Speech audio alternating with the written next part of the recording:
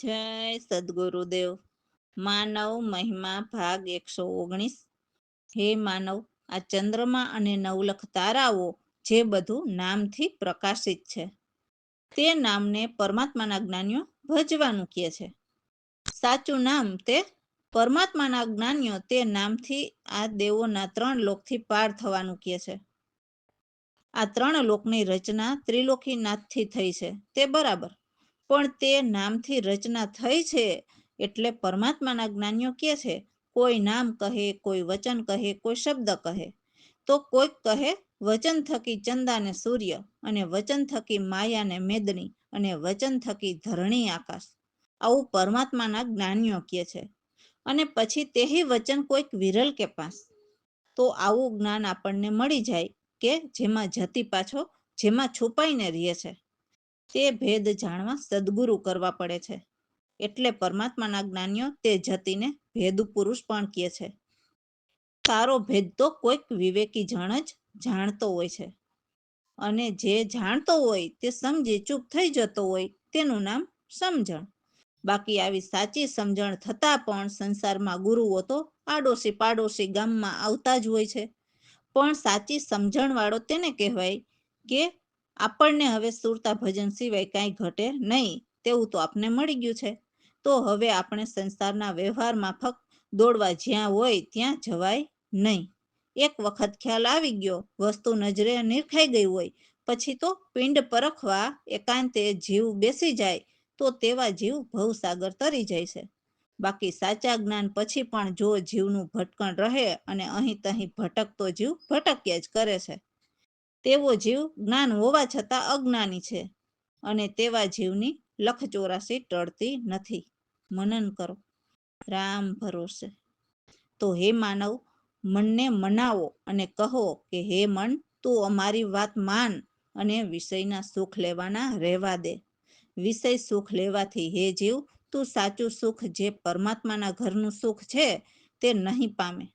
એ ઘડી પલના સુખ લેવા જઈશ તો અનેક જન્મોના જન્મ પસ્તાવવું પડશે, અનેક દુઃખ સહેવા પડશે. એમાં કંઈ જ સાર નથી, તો એવા મિથ્યા સુખને કેમ સત્ય કરીને માનો છો? 5 વિષય તે ઇન્દ્રિયોના કહીએ, જે પોતપોતાના કાર્ય કરે. એટલે જે કામ, ક્રોધ, લોભ, મોહ અને અભિમાન, એ 5 વિષય ઇન્દ્રિયના કારણે જ કરેલા કર્મ ભોગવવા માટે જન્મ લેવા પડે છે, અને જીવને કર્મ ભોગવવા પડે છે. જેમાં શબ્દ, સ્પર્શ, રૂપ, રસ અને ગંધ એ 5 વિષ ભરેલા છે. કેમ કે શબ્દ એટલે બોલવાની પટુતા કે ચાલાકીને લીધે જીવ લલચાય છે.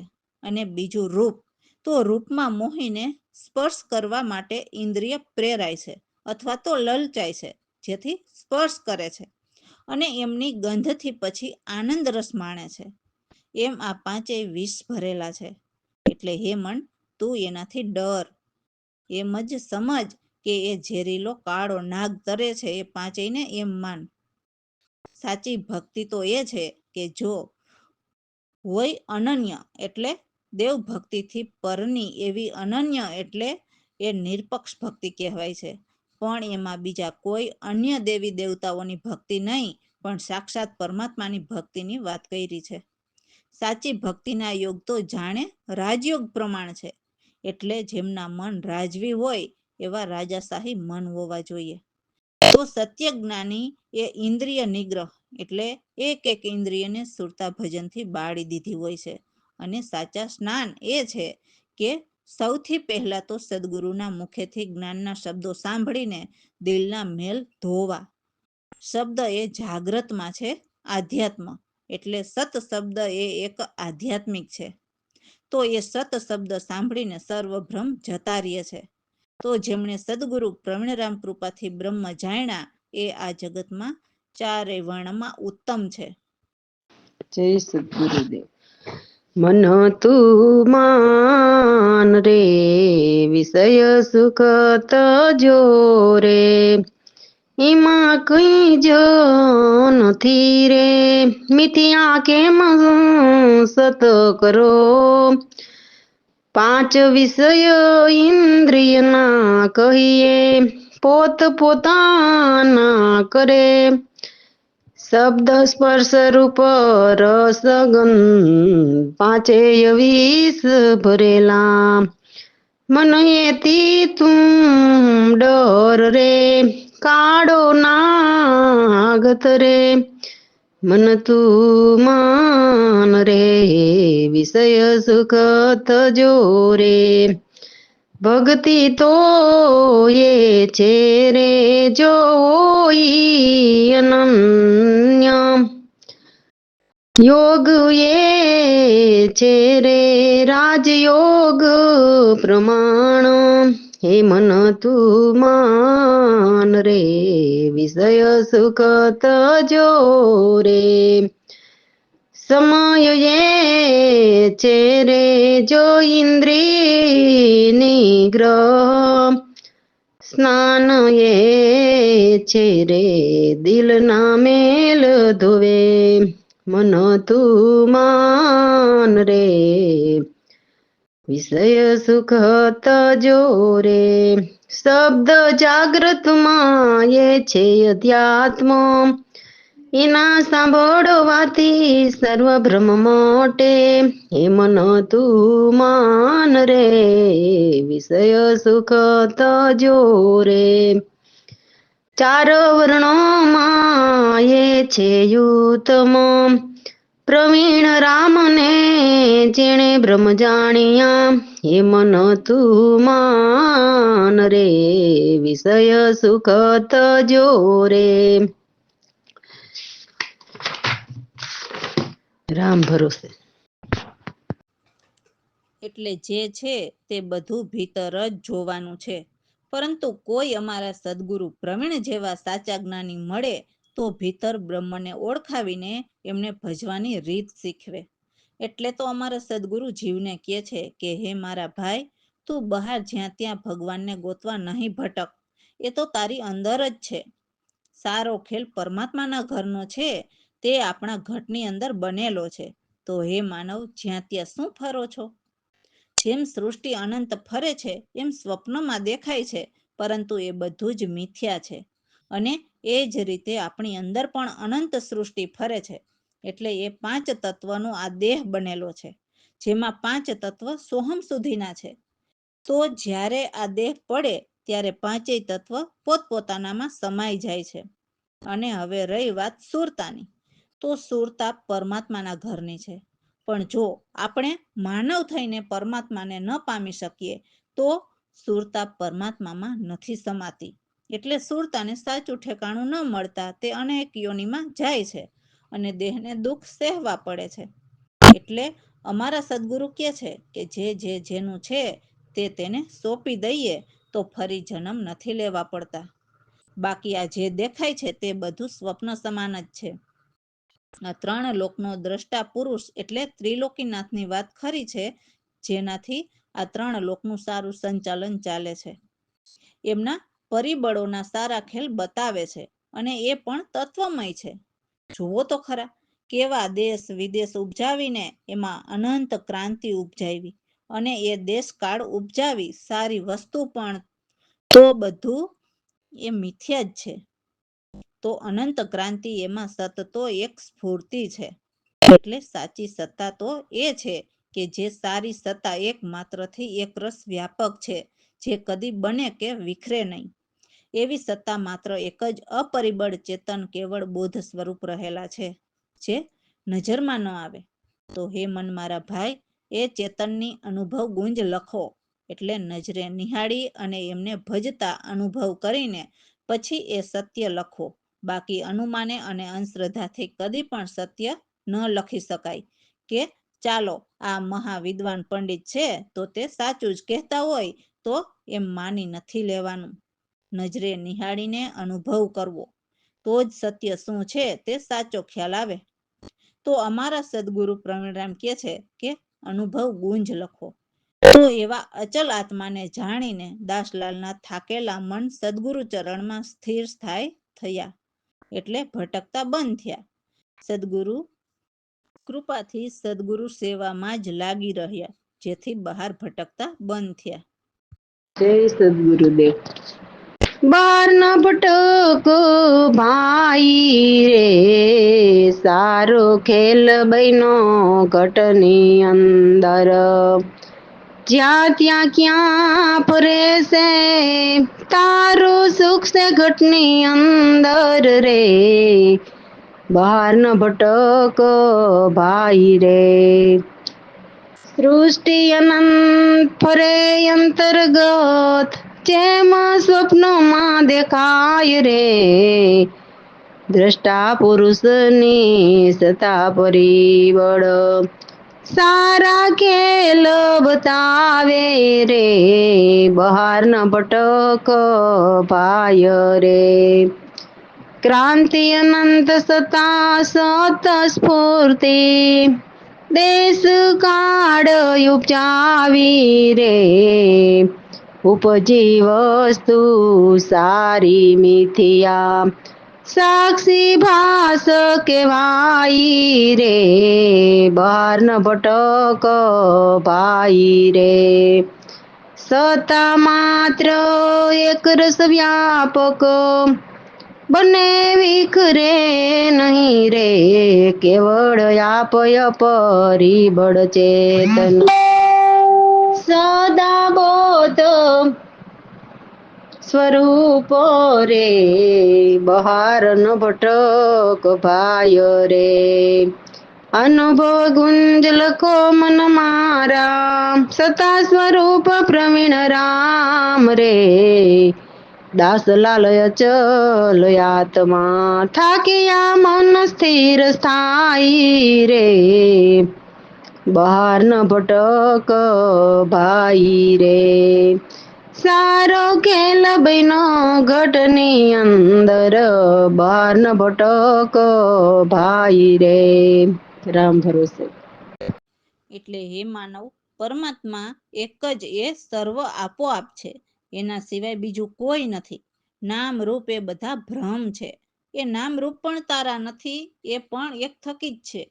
પરમાત્મા નિર્બંધન છે, એમને કોઈ બંધન નથી, કે એમના કોઈ ફંદા નથી, એમને કોઈ યોગ વિયોગ નથી, એમની કોઈ આરપાર નથી, એ તો હંમેશા આપણી આરપાર સદા રહેલા છે. એમની ગતિ લખી લખાય નહીં એટલી મોટી છે, છતાં તે આદિ અંત અને મધ્ય કશું જ નથી. પરમાત્માનું સ્વરૂપ તો સત પ્રકાશી, એટલે એ જ એક સત પ્રકાશ છે, જેનાથી સૂર્યચંદ્રના પ્રકાશ પણ પ્રકાશિત થાય છે. એવા નિર્લેપ અદ્વૈત એક રાશિ એટલે સરભર રહેલા છે. આ જગતમાં જે નામ રૂપ છે એ તો મોતે ભાસે, એટલે નામી છે એ તો મરવાના જ છે. એક અનામી પરમાત્મા સરભર ભરેલા નિર્ભય, જે નિરાશાએ, જેમને કોઈની આશા નથી, એવા અનામી પરમાત્મા અજર અમર છે. હર કોઈ અનેક જીવોએ વેદવિધિના બહુ જ વિચાર કર્યા, ત્રિવિધના પણ બહુ જ ભાવ કર્યા, પણ એમાં કશું જ સત્ય ન મળવાથી અનેક જીવો હારી ગયા. ભલે એમને ભજવાના નીતિ નિયમ બહુ ખાસ કહ્યા છે, જે સુરતા ભજન કરીને સુરતાને ઉપર ચઢાવીને પરમાત્મામાં મિલાવવી, પણ એ મહેરમ એટલે એમના ગુણ પણ એ પોતે જ સદગુરુ બનીને લખી રહ્યો છે. એમાં પણ જીવને બહાના રૂપે રાખે છે, પોતે જ પોતાને લખી રહ્યો છે અને પાછો કહે છે કે હું કશું જ કરતો નથી. બોલો, કરતા હરતા પોતે એક જ છતાં કહે છે કે હું કંઈ નથી કરતો, એવો અકર્તાર્ય છે. એમને જ એમની જાણ બતાવી છે. તો પરમાત્મા એ તો બોલતા નથી, તો એમને એમની જાણ કેવી રીતે બતાવી? તો એમને જ એમના અંશ સ્વરૂપે સત્ય જ્ઞાનીને આ ત્રિલોકીના દેશમાં સગુણ રૂપે મોકલા, અને એ જ પરમાત્માના અંશ પરમાત્માની સત્ય વાત કરી શકે. એવી રીતે પોતે જ પોતાના ગુણ ગૌરાવવા માટે સગુણ રૂપે એમના કોઈ અંશને મોકલે છે. તો પરમાત્મા થકી સદગુરુ, અને સદગુરુ થકી પરમાત્મા જ એમની સાચી જાણ બતાવે છે. એમાં કોઈ ફેરફાર નથી રહેતો, કે નથી કોઈ ભેદભાવ રહેતો. તો એવા નિજ સ્વરૂપ નિશ્ચયને લખીને સમજાવે કે પરમાત્મા એ પોતાના જ ગુણ ગૌરાવવા મોકલેલા સગુણ અંશ બીજા કોઈ નહીં, પણ અમારા સદગુરુ પ્રવીણરામ, જે ચેતનને લખીને એમના ગુણ ગાય છે. જય સતગુરુદેવ.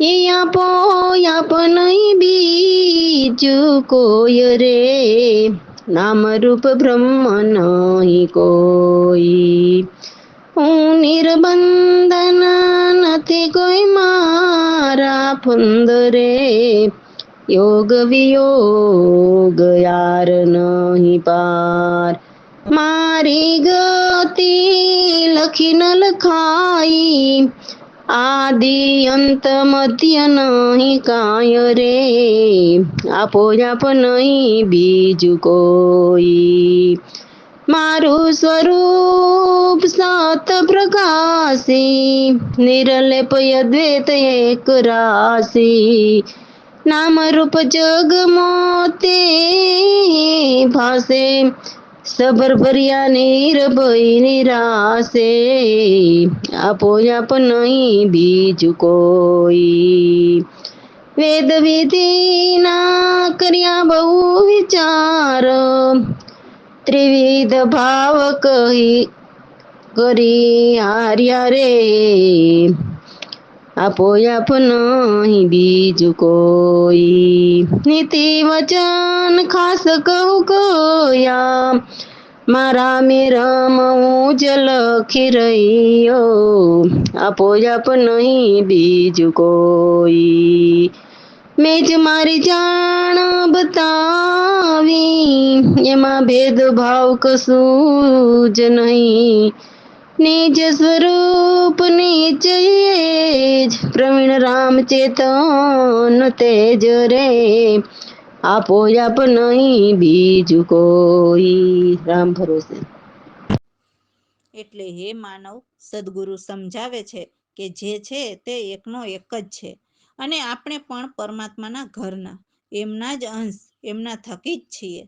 તો હે જીવ, સદગુરુ સમજાવે છે કે તું જ પરમાત્માનો અંશ, તું જ સૌનો સરદાર છે, તો પછી આ દેવોના લોકમાં આવીને તું ગુલામી કેમ કરે છે? એ પણ ભૂલ કરીને પોતાના સુખ ખાતર જ પેટ ભરવા માટે જ ને. અરે મારા ભાઈ, જો તારે પેટ ભરવા જ બધાની ગુલામી કરી કરીને પણ જો દુઃખ જ સહેવા, તેના કરતાં એક પરમાત્માનો દાસ બનીને રહીને એમનો જ ગુલામ બનીને રહે ને, અને એના રામ ભજન કરીને પેટ ભર, જેથી કદી તારે બીજા કોઈ દેવોની ગુલામી કરવી ન પડે અને દુઃખ ન સહેવા પડે. રામ નામનું ભજન કરીને કદી દુઃખ નહીં સહેવા પડે. રામ નામના જ ઘૂંટડા પીને તું જ સદા સૌનો સરતાજ અને સર્વ સંસારના સર્વનો મહારાજ તું જ છે. પણ હે માનવ, તું ચૈતન્ય રૂપ વિસરીને ભૂલીને ઇન્દ્રિયોને વશ કેમ થઈ ગયો છે? ઇન્દ્રિયના સુખ તે કાયમના સુખ નથી. હે માનવ, તું ખોટી મોહ માયાના મોહ જાળમાં ફસાઈ ગયો છે, જેથી હવે એમાંથી નીકળવું બહુ કઠિન છે. હે માનવ, આ કુટુંબની ચિંતામાં નિસ્દિન રહીને તું તારી મળેલી મનુષ્ય અવતારની જિંદગી કેમ ગુમાવી રહ્યો છે? તને એ પણ ખ્યાલ નથી રહ્યો કે આ માયાના મોહથી તને તૃષ્ણારૂપી ચૂડેલ ક્યાંથી ક્યાં લઈ ગઈ, અને તું ક્યાંનો ક્યાં ભટકતો રહી ગયો, છતાં પણ ધન તો મળ્યું નહીં, અને તૃષ્ણા ચૂડેલ પણ તારી નથી રહી, અને જે સત્ય છે એ રામને પણ વિસરી ગયો. વિનાશી ધન પાછળ દોડ્યો, પણ એ ધન તો દૂર જતું રહ્યું, અને અવિનાશી ધન પણ ખોઈ બેઠો છે. જે અવિનાશી ધન એ એક વખત પૂરી લગન અને પૂરા ભાવથી કમાઈ કરી લે તો એ કદી પણ નથી ખૂટતું. અને આ વિનાશી ધનની તો શું ખાતરી, ક્યારે આવે ને ક્યારે જતું રહે? વિનાશી ધને તો તને કુટુંબનું ભરણ પોષણ કરવા માટે દિનનો પણ દિન બનાવી દીધો, છતાં હજુ પરાધીન થઈને જગતમાં ફરે છે. હે માનવ, અમારા સદગુરુ પ્રવીણરામ કહે છે કે તું દિનની ગુલામી છોડીને, એટલે જે સોહમ પુરુષની વાત છે, એ પણ દિન જ છે, એ પણ પરમાત્મા થકી એમના કામ કરે છે. તો એમને છોડીને તું જે સર્વ નિજ સ્વરૂપ, જે તારું સાચું સ્વરૂપ છે, એ નિજને એટલે પરમાત્માને પરખી લે. સદગુરુ દાસલાલને કહે છે કે હે લાલ, હજુ તું કેમ ખોટી ગફલત કરે છે? સત્ય છે તેને ભજી લે, જેથી તારે કોઈનો ગુલામ બનીને રહેવું પડે નહીં. જય સદગુરુદેવ. તું સૌનો સરદાર રે, ફરી ગુલામ કેમ બની રહ્યો? ભૂલ કરીને પોતાને ખાતર પેટ માટે રડી રહ્યો. તું સૌનો સરદાર રે ફરી ગુલામો કેમ બની રહ્યો તું સૌનો સરતાજ રે મહારાજ સર્વ સંસારનો ચૈતન્ય રૂપ વિસરાયને ઇન્દ્રિયોને વસ કેમ થઈ રહ્યો તું સૌનો સરદાર રે ફરી ગુલામ કેમ બની રહ્યો ફંસાઈ ગયો મોજાડમાં હવે નીકળવું મુશ્કેલ થયો કુટુંબની ચિંતામાં નિસ્દિન જિંદગી કેમ ખોય રહ્યો તું સહુનો સરદાર રે ફરી ગુલામો કેમ બની રહ્યો તૃષ્ણા ચુડેલ લઈ ગઈ ભટકતો રહ્યો ધન માટે દિનનો દીન બનાવી દીધો ત્યારે તું પરાધીન થઈ રહ્યો તું સહુનો સરદાર રે ફરી ગુલામ કેમ બની રહ્યો દીના ગુલામી છોડીને સર્વ પર ખીલે નિજ રૂપ કો પ્રવીણ રામ કહે બ્રહ્મ રે દાસલાલ ગફલત કેમ કરો તું સહુનો સરદાર રે ફરી ગુલામ કેમ બની રહ્યો રામ